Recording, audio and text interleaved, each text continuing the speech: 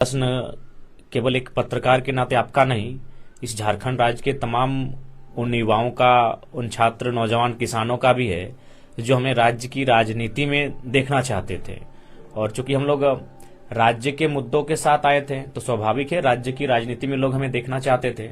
लेकिन चूंकि हम लोग मुद्दों के साथ आए थे, चूंकि हम लोग झारखंड की दर्द की आवाज बनकर आए थे, तो हमारे लिए सर्वप्रथम ये है कि जो झारखंड की आवाज उठी है उसका समाधान जहां से भी हो वहां हमारी दस्तक होनी चाहिए। 2-2.5 साल का हमारा सफर रहा।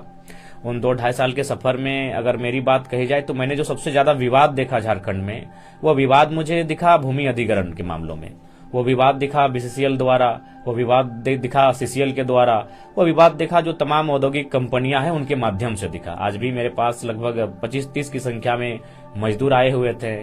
तो जो विवाद दिखा मुझे वो कहीं ना कहीं सेंट्रल का विषय है। भूमि अधिग्रहण कानून की बात कहें तो वो सेंट्रल का विषय है। जितने भी कोल्स के जो कंपनियां हैं जहां कोल का खनन किया जा रहा है वो सेंट्रल विषय है। तो इन विषयों का समाधान सेंट्रल में है। लेकिन मेरा मानना है कि आज 23-24 सालों के झारखंड में जो राजनीतिक दल हुए हैं, चूंकि इलेक्टोरल बॉन्ड ने भी स्पष्ट कर दिया कि नेताओं को चुनावी चंदा जाता है, तो जिनको चुनावी चंदा जाता है वो उन कंपनियों के खिलाफ बोलेंगे नहीं। तो इसीलिए मेरा मानना है कि वहां हमारी दस्तक होनी चाहिए। और बिल्कुल मैंने तो पहले ही कह दिया है कि आज झारखंड के साथ जो अन्याय शोषण किया जा रहा है उसमें सभी लोग शामिल हैं। वो चाहते ही नहीं झारखंड की उन्नति हो। और मैंने बकायदा कोयलांचल की मिट्टी से इस बात का भी आह्वान किया है कि गिरिडीह लोकसभा के माध्यम से हमारी दस्तक अगर देश की राजधानी में होगी तो हमारा मांग ये भी होगा उस राजधानी में बैठे तमाम लोगों से कि कोयला की जो हेडक्वार्टर है कोल इंडिया वो कलकत्ता ना होके धनबाद हो, बोकारो हो, रामगढ़ हो, हजारीबाग हो, जहां कोल मिलता है। 27% कोयला देगा झारखंड। कोयला की राजधानी मौखिक रूप से कही जाएगी धनबाद और हेडक्वार्टर रहेगा कलकत्ता। तो बताइए समस्या का समाधान कैसे होगा? तो समस्या का समाधान तभी होगा जहां समस्या है हेडक्वार्टर वहां होना चाहिए। तो इन मांगों को किसी ने रखा नहीं है। इसलिए नहीं रखा चूंकि ये सर्वविदित है कि जितने भी हमारे राजनेता हुए हैं, खासकर जिनको एमपी बोले, एमएलए बोले, उनको कहीं ना कहीं तमाम कोयला की परियोजनाओं से चंदा जाता है। चाहे एनटीपीसी की बात कर लीजिए, बड़का गांव की बात कर लीजिए, घाटो कुजू, रामगढ़ मोरपा की बात कर लीजिए, या धनबाद और बोकारो तो खैर बात ही मत कीजिए। तो इसीलिए मेरा मानना है एक जेन्युइन आवाज झारखंड की मिट्टी से, झारखंड की गलियारे से, झारखंड की पगडंडियों से निकलकर सामने आई है जयराम महतो और जेबी केसस के रूप में। वो आवाज दिल्ली तक अगर दस्तक देगी तो निश्चय झारखंड की जो समस्या है, झारखंड की जो दर्द और पीड़ा है, उसे पूरे देश के सामने रखने का कार्य करेगी। और मुझे लगता है कि जब हम लोग अपनी दर्द को, अपनी पीड़ा को वहां रखेंगे तो लोग एक्सेप्ट करेंगे।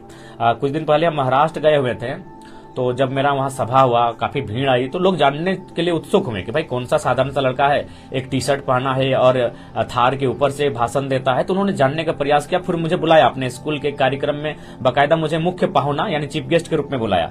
तो उनसे जब हमारी बातचीत हुई तो उन्होंने कहा कि बाबू तुम्हारे भाषणों को हमने सुना, और चूंकि तुम तो लोकल लैंग्वेज में बात करते हो, लेकिन जिन भाषणों को तुमने हिंदी में रखा उनको मैंने समझा भी, तो काफी दर्द है। तो क्या ये असलियत क्या है? तो फिर मैंने उनसे कुछ बात किया, कहा कि मैंने कि झारखंड के कितने लोगों को आप जानते हैं जो महाराष्ट्र में काम करते हैं? बोला ऐसे तो अनुमान 4 लाख 5 लाख लोग झारखंड के महाराष्ट्र में रहते हैं, लेकिन मैं उनको जानता नहीं हूं। मैं सतारा में 2000 झारखंडियों को जानता हूं। तो मैंने कहा वो 2000 झारखंडी जो आपके यहाँ रहते हैं किस हाल में रहते हैं? बोला कि 95% तो मजदूर के रूप में कार्य करते हैं, एक 10 बाय 10 के कमरे में रहते हैं, उसी कमरे में पत्नी भी रहती है, छोटा सा बच्चा भी रहता है, यानी बहुत टफ लाइफ को जीते हैं। और जो काम करने का उनका घंटा भी है वो 12 घंटा है, तो कहीं 14 घंटा है, यानी काम करने का उनका घंटा भी बहुत ज्यादा है। मैंने काफी कठिन परिस्थितियों में झारखंड के लोग महाराष्ट्र में जीवन यापन करते हैं 2 वक्त की रोजी रोटी कमाने के लिए। मैंने कहा आप रुक जाइए, अब मेरा उत्तर जानिए। मैंने कहा कि मैं भी 100 महाराष्ट्र के लोगों को जानता हूं जो झारखंड में काम करते हैं, लेकिन वो एशिया की सबसे बड़ी बारूद कारखाना बोकारो गोमिया में आयल जो है उसके जनरल मैनेजर श्री भूटिया जी हैं। यही है हमारी तस्वीर कि अगर मेरे नौजवान आपके महाराष्ट्र में आते हैं तो मजदूर बनकर आते हैं, और आपके नौजवान अगर महाराष्ट्र झारखंड जाते हैं तो जनरल मैनेजर के पद पर जाते हैं। तो यही हमारी दुर्भाग्य है कि हमारे साथ इस कदर का शोषण हुआ है कि हमें इन्होंने उठने का अवसर ही नहीं दिया है। तो इसीलिए अगर हम लोग दिल्ली जाएंगे तो उन चीजों पर बात होगी कि कोल इंडिया का हेडक्वार्टर भैया कलकत्ता नहीं, धनबाद बोकारो होना चाहिए, या जिन जिलों में हमारा कोयला मैक्सिमम मात्रा में इनपुट किया जाता है। 27% कोयला झारखंड देता है, तो उस परिस्थिति के हिसाब से हमारी समस्याएं भी सबसे ज्यादा है। आज भी 1970 की समस्याएं 10 की 10 पड़ी हैं। आज भी लोग न्यायालय का दरवाजा खटखटा रहे हैं नियोजन को लेकर, मुआवजे की मांग को लेकर। तो उन मांगों का समाधान तभी होगा जब हेडक्वार्टर हमारे सामने होगा।